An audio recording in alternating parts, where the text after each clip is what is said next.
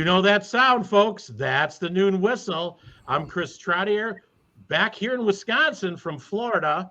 And Welcome back home. My partner, John Anzalone. John, how are you today? Excellent. Good to be back. Good to have you back. We have John, a special guest with us today. Yeah, who is that special guest? We got Kelly Odling from Friends on the Square at 41 North Wisconsin Street in downtown Elkhorn. Kelly is also an Elkhorn alumni. Her kids are Elkhorn alumni. Her husband is an Elkhorn alumni. And Kelly is all things Elkhorn. How are you, Kel? Wow. Good. My mom and dad too. You may mom be and the dad. I perfect forgot guest. that one. Sorry. She may be the perfect guest.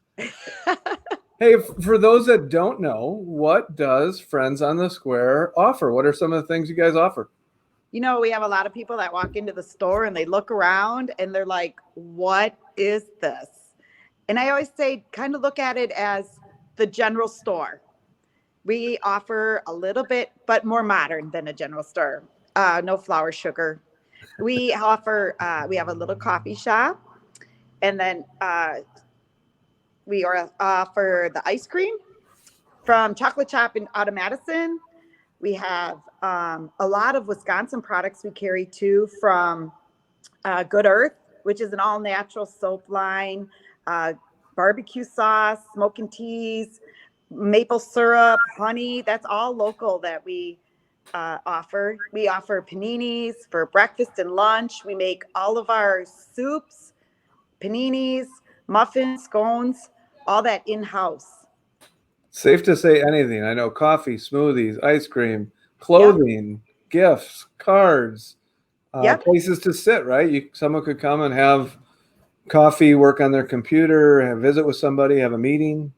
Right. Yep. And upstairs we offer, we have a private event area. That's actually where I'm sitting today. That you can have birthday parties. We do a lot of baby showers, bridal showers, anything that it's all private. Can anybody rent that room? Anybody. Yeah. Okay. I know we're up there for I know Elkhorn Area School District uses that space. It's gorgeous. Yeah. I mean, the space is wonderful. I mean, it's great. When you walk in the store, I think it's got such a welcoming environment. It just feels like home. I like that. That's just what I wanted to create. I'll send you this link. I think I did some painting with you upstairs too. Oh my goodness. Hey, I'm a painter. I'm good at it. You were really good. Yeah, I painted my car this weekend. I'm good. Yeah. Yep. Yeah, I'm good. So Kelly, all things Elkhorn, like you and your business are highly engaged, whether that be through chamber events or with WCEDA, or you're involved in the Rotary Club.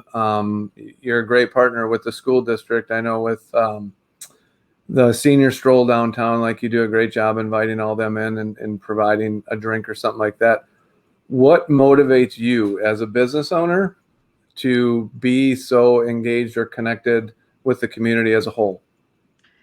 I think it's the people's engagement in us that definitely motivates me. Them constantly coming in. We have regulars all the time. And honestly, to me, giving back into the community is one of the funnest things that I get to do. I love the senior stroll with all the seniors coming in and getting their lemonade. And we also do project graduation. This year we did the cocoa crawl for a fundraiser for project graduation. That was so much fun. It blew us away. We had 500 crawlers. Yeah, and then we do the coffee for project graduation that night, which is really fun. We do every single school at the end of the year. We go around and they invite us. So it's them, they're giving to me as much as I can give back. So it's more of that partnership thing that makes you feel like, hey, I want to be involved in this stuff. Absolutely. Hey, we may have forgot something too. Last summer, you have another addition to Friends on the Square. Yeah. There's something out back, right? Right. Yep. What is that? A little, it's a bar. It's like a shake-a-teeny bar, but we can offer any kind of drinks too, from Captain and Coke to a peanut butter shakatini. So that, of course, is only open seasonal. We took a shipping container and remodeled it. And then we have outside seating, and Reed's Furniture was awesome at supplying some really comfortable patio furniture. They didn't supply it. They made sure I had it. And, you have and they're comfortable when they come too. Yeah, you have some like fire warmers or fire, I don't know what they call those. So we have one log fire pit. We have one gas fire pit, and then we have the heaters just around. So when it does get a little chilly, people still can be comfortable sitting out there. Nice. Yeah. So you do have a little bit of everything there. A little bit of everything. Yeah. So Kelly, you've shared your history in Elkhorn, which is significant, right? Like, I mean, the whole goal from when people ask John and I, like, why are you doing this noon whistle? We just feel like Elkhorn and the Elkhorn community has such a great story to tell, you know, with so many alumni having local businesses and staying in the community and sending their children to the Elkhorn Area School District. Tell me a little bit about, like, what do you think, not just the district, but what makes the Elkhorn community so special? And, you know, why, as a graduate, did you come back here, establish a business? Tell us a little bit about your why in being in the Elkhorn community. I absolutely love the small, the local, the family-owned businesses. Elkhorn's done a really good job at keeping it local and people supplying them. A fun fact is I'm a fourth generation business owner in Elkhorn, all the way from my great grandparents to me. And I hope my kids even want to stay in this area. They went to school in Elkhorn, and they have no desire to move out of Elkhorn. They want to raise their kids here. The school district offers an awful lot. Like I have one that is in the trades. Two of them are in the trades. So they were able to get a lot of hands-on trade experience through the school. And then I have two that went to college. One is in education, and the other one is in school right now to be a veterinarian. And I mean, right down to the ag program, to the auto mechanics program, the district was able to make it happen for my kids. So there was no way I was giving that up.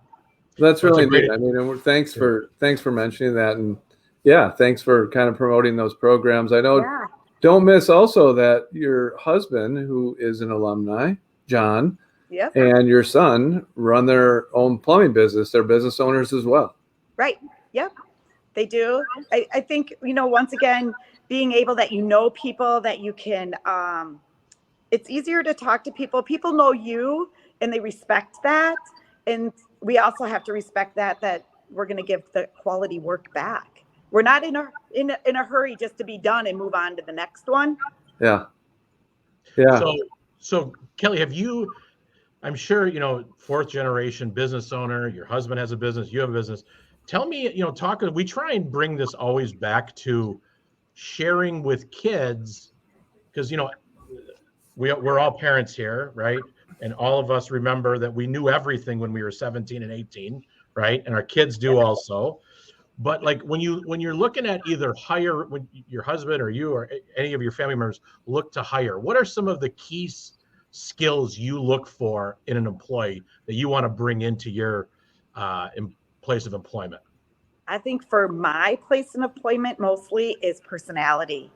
I love people with energy, with idea, with enthusiasm. And it's one thing I always tell the kids because we do have a lot of kids that work, besides we have a couple adults, but you have to be invested in this business. It's not just my investment, it's also your investment. So if you don't feel like you can be invested as an owner, they don't have financials involved, but the financial is, and the investment is being a good worker. If they can't give that back to the people aren't going to come back. If you had to name 3 skills, and when I say skills, not like knowing how to make coffee or things like that, of kids you hire coming in, 3 qualities or traits, what would the 3 big ones be, or even 2? The one is personality, energetic, and kind. It doesn't matter whether we have different people walk in here, and you can't refuse, you can't be rude, you have to be kind. And Okay. some honestly don't make the grade. And I can kind of see that right away, and they don't last very long. Then it just kindly move on. Well, that's also part of the experience for kids, right? Yeah. It really is. I mean, not that you don't want that to be at a cost to the employer, right? I mean, Right. but failing forward, learning from those opportunities, that's part of the maturation process, right? I mean, Right. not everybody comes perfectly canned and all of a sudden, can walk into any place of employment. And I think that's the power of having local businesses and local business leaders and alumni like yourself who take that approach, be like, yeah, you're not a good fit, but I can treat you respectfully and fairly, not only when you enter, but when you exit, Right. and teach these kids really the challenge of being a quality employee, because it's not easy for everybody. Right. Oh, right. I agree. Kelly, we had a question on the side here from a gentleman named Steve from East Troy that said, have you had kids where they've come in and you've seen that in them, even though they haven't showed that yet when you've hired them or they've shown up, and then they've walked away months or a year or wherever that time frame is later, and you're like, wow, like they look people in the eye and they're able to communicate and work through problems. Have you seen any of that? Oh, yeah. I want to say lately everybody has had that employment issue, and I can't say mine has been a bad. I feel like the ones that really want to work are a little bit younger right now, so they are super shy, super quiet. And yeah, I've had a few that there's right? one right now that just keeps popping in my head that works for me, and she's doing such a fabulous job. I'm so excited because she was so shy and quiet, and right now she greets the people great, she ends it great. I even had a couple years ago. I remember during the interview, they always say my interviews are the weirdest interviews that they've ever, like, I said, I probably am not setting you up for the right thing, but my interview it's like, let's sit down and talk. And we just talk. And my daughter-in-law asked me the other day, how do you interview like that? She sat in on one with me. And I said, did you listen to what she said to me? She told me this, she told me that, because we were unscripted. We were completely just having conversation. And I kind of was a little leery about hiring her, because she was talking about a previous job and what they really want her to do and grow and all that. So my thought was, do I want her because her previous job really wants her to do more? And I said, I probably would have never found that out if it was all written out and we just talked about what was on her application. Yeah. Well, thank you for all the skills that you're teaching Yeah. kids and giving kids. And I'm sure that'll help them as they go on with whatever career they end up doing. But hey, Chris, we're getting time. Kelly, we're getting time. We got to do our thankfuls for you. Okay. You got someone you'd like to thank that's in the community or somewhere? I really want to She's take the time she's to got a thank list of them. What's that? I do. I really do. All right, you got 10 probably don't seconds. want me to list them all. But really, in 2020, when they told us to close our doors, we had some of the most fabulous people come in and pay it forward. And that is what made us survive through 2020 when we were closed. And we had John and Jean Henderson, Forever Peers, Maria Odling, Shelly Higgins, Ripple, Behavior Solutions, the Chamber, the Rotary, and just people walked in the door and said, here's $20, have $20 worth of teachers, reach out to teachers. Some gave $100, some gave more than that. We made 20 paninis and took them to the hospital. those are the people that I cannot thank enough right now, because 2020 could have been a real disaster, but they kept us alive. I never had to, I did shut the door, but I had to do a lot of like driving or going out to their car. And I really, and of course, my husband. I was going to say, don't forget your husband. So that poor guy. yeah. Well, that's total community. So yeah, Total that was a good one. Yeah. Chris, I'm going to go next. My thank you is for all the first responders who worked over the holidays while we were all celebrating with our families. Some of them were out in the cold and the snow and the rain and helping keep us safe. And yeah, we could do what we wanted to do. Yeah, I'm going to give a shout out to all of our local employers, including Kelly here, that, you know, take in our kids. And, you know, it really, as you heard here in today's Noon Whistle, it does take a village, and all of us have a role in educating our kids. And I just want to thank all of them for taking a shot and being willing to employ our kids and hopefully invest in them. Yep. All right. Well, you know what time it is? Thank you, Kelly. Thank you, Thank Kelly. you. Everybody have a great day. You as well.